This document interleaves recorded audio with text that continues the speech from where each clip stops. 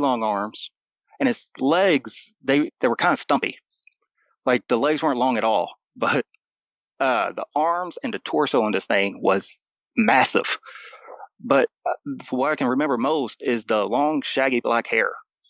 It never looked over my way. It didn't pay me any kind of attention. But at that time, like everyone all over the place didn't have no power, so there wasn't hardly any cars on the street because all the gas stations were down.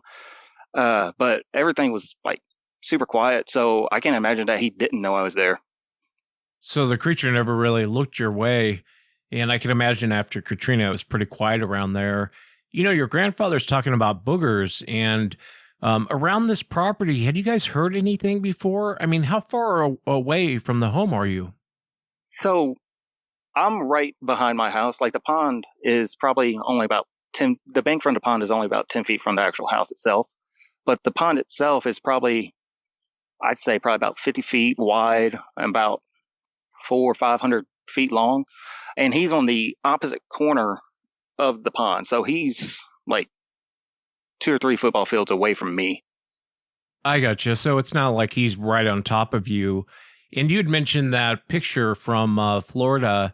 And anyone, if you look up the Florida skunk ape, there's a picture of this creature. It looks like it's behind a palmetto. And I would say it kind of looks like an orangutan. Wouldn't you, Kenny? Yeah, that's what I'd say. Just instead of orange, just black.